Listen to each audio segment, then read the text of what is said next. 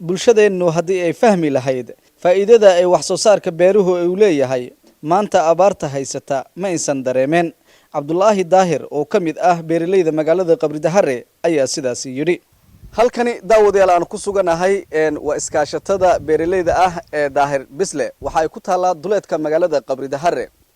xaqiiqiyan guud ahaan deegaankeena waqti xaadirkan waxa saameeyay abaar xoog badan oo markaasi bulshada xoolaheedii markaasi aad u saameysay daaq la'aan awgeed.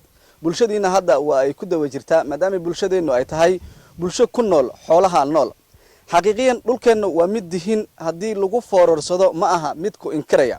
sidaad u jeedaan beertan hadda waxay ku taalaa magaalada Qabridahare gudaheeda. waxaana ka baxa khudaarta noocyadeeda kala duwan iyo waliba calafka xoolaha.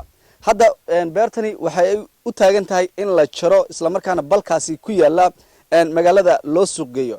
haddii cid kasta ay ku baraarugto dhulka isla markaana ay ku foorarsato waxa xaqiiqo ahaan lahayd in abaartani hadda ku baahday deegaankeena in laga gaashaaman lahaa.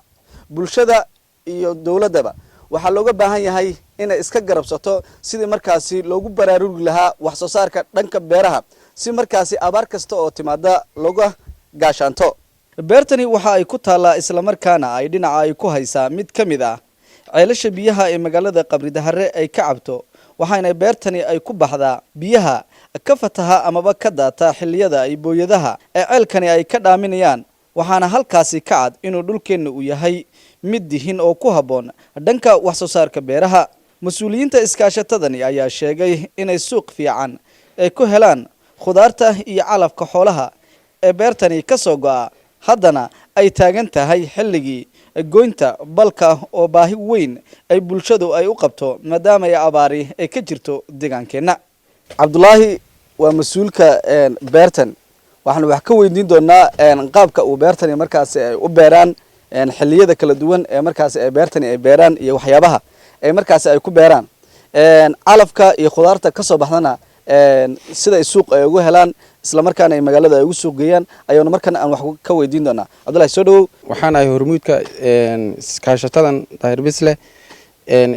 iskaashatadan waxay wax soo saar samaysay xilliga aad u jeedaan ee wada aragtaan idinku waxaa ka baxaya calafkii xoolaha waxaa ka baxaya badarkii bini'aadamka ayaa ka baxaya. iskaashatadani waxaan aasaasnay oo aan la gundhigay xilligii hore ee abaarto